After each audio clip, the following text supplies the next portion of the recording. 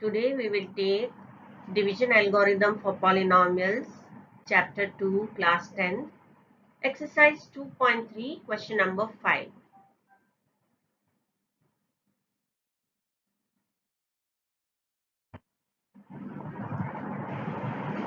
Give examples of polynomials px, gx, qx and rx which satisfy the division algorithm. And the first question is, we have to take the polynomial such that degree px is equal to degree qx and see that it satisfies the division algorithm. Now, here we will intentionally take certain polynomials. Now, notice this polynomial px. It is a quadratic polynomial, and you can notice that I have taken phi as coefficient all the time. It is the coefficient of x squared term, it is the coefficient of x term, as well as it is the constant term. Now, there is a reason behind it, which I am going to explain you further. This also gx is taken by me intentionally. What is the purpose? Let me divide px by gx. According to the division algorithm, we do that we divide px with the gx. Now notice the division. This I have not done stepwise, I have taken together because it's a rough work.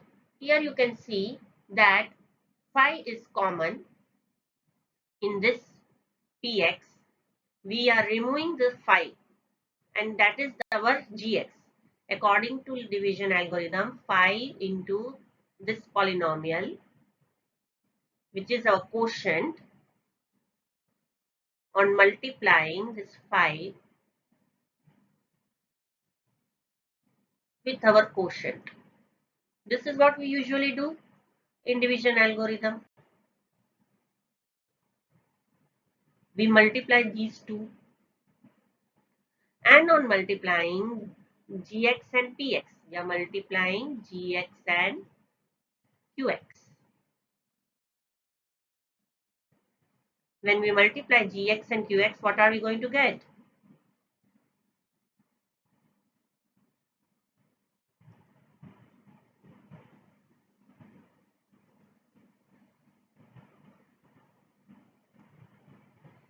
Here it is. We are going to get pi x squared minus pi x plus 5, which is already in the above polynomial. And then on subtracting, you can see that this is px and that was qx. Now, why I have mentioned this px and qx? Because in our question, we need that the degree of px should be equal to degree of qx. And you can see that both the degrees are same. The degree of px is x squared, means degree is 2. Similarly, the degree of qx also is 2. We have not changed the degree. We had just taken out the coefficient, common coefficient outside. So we did not touch the degree of the quadratic polynomial. This is how we used our trick. We use the same, so you can see x squared, x, x, and here instead of 5 you are saying 1.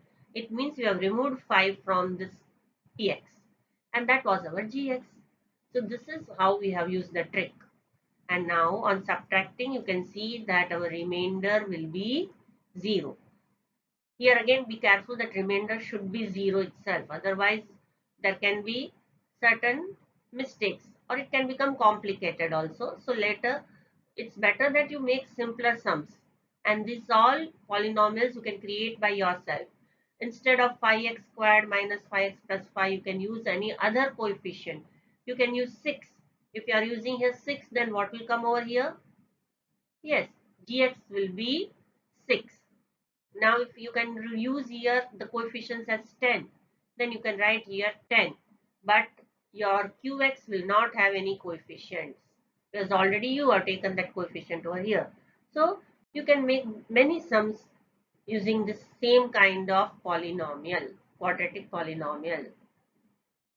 You can even use other types of sum. Our aim is that the degree of px and qx should be same.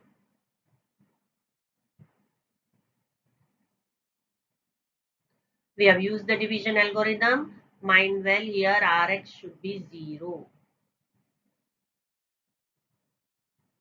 See, we are multiplying it with 5 and we are ultimately getting this px with 5 as coefficient. Degree of px is 2 and degree of qx is also 2, which was required that both the degrees should be equal. The next question is degree qx is equal to degree rx. Now, here px is equal to x power 5 plus x squared. Now you will ask the question, why did I choose this terms in px? And here again the gx is equal to x cube. The same question will arise, why did I choose this term in gx? Let me explain it to you. We are going to divide px by gx.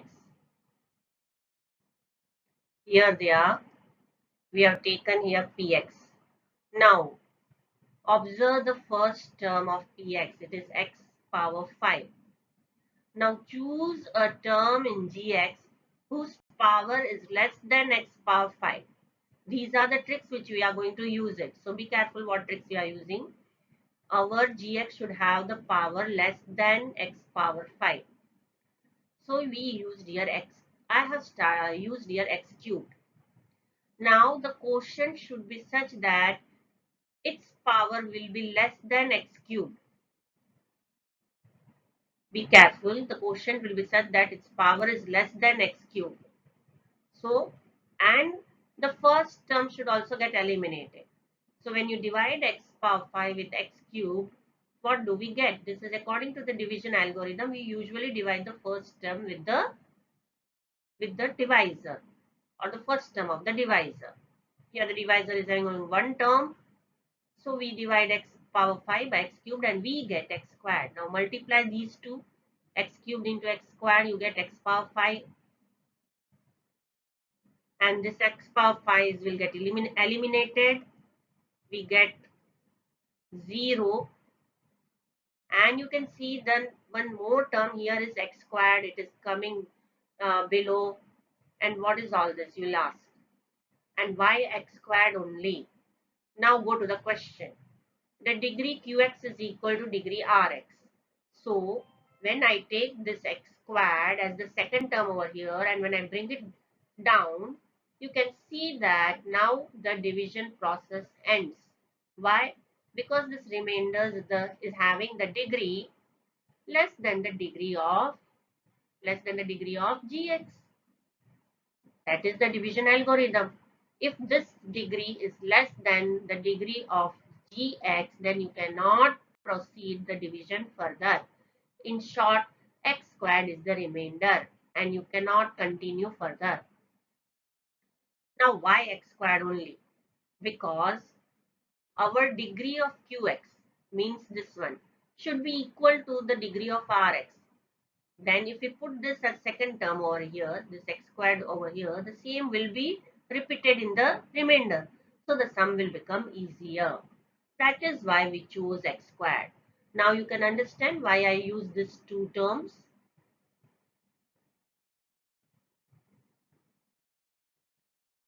Qx is equal to x squared and rx is equal to x squared. Both are same. So you can even get the idea that the same thing should be repeated over here. Whatever is the quotient, repeat it as the second term. And you will get it the same one as the remainder. 3 times it is repeating here, here and in the remainder. Degree of qx is 2 and degree of rx is 2, which was required. Both the degrees were to be the same. Now I would like to just point out one thing. What would happen if we take here x squared? If by mistake you may think that we can take here x squared, then we'll take here x cube, then the sum will go wrong. Because here you see, when you bring this x cubed here, the sum will proceed further and it will become longer. because you can again divide this.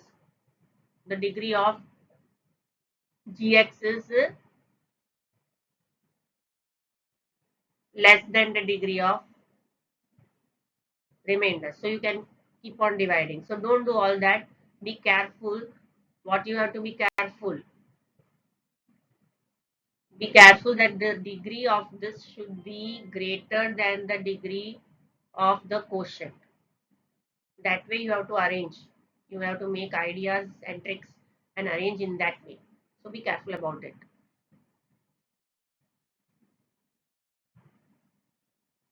As you can see, this is qx and this is rx. Both are same. This is the third part here. The degree of rx is equal to 0. We have taken two polynomials. Px is 3x cubed plus 3. Here you can see that I have taken 3 as the coefficient of x cubed, as well as it is the constant term.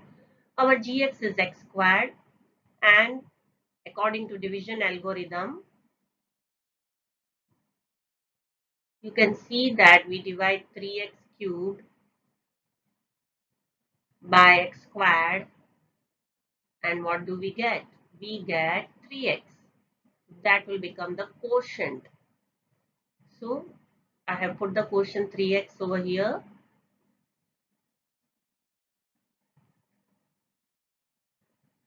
Now, further, the next step in the division algorithm is multiplying this x squared with 3x, and we get 3x cubed.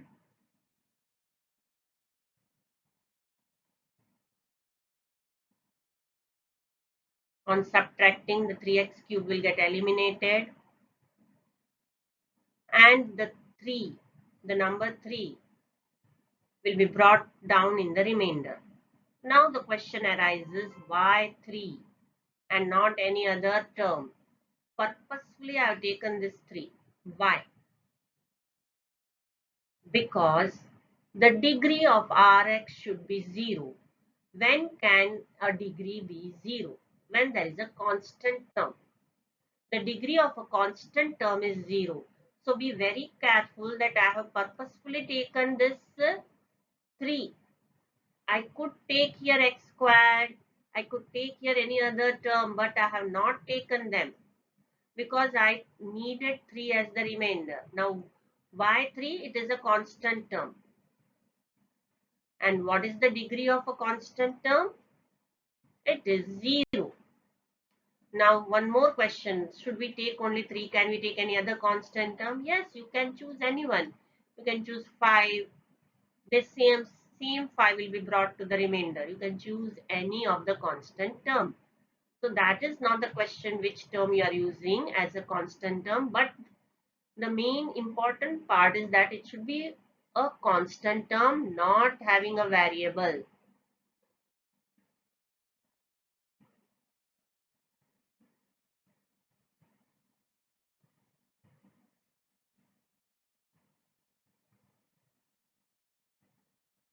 As you can see that 3 is the remainder Rx.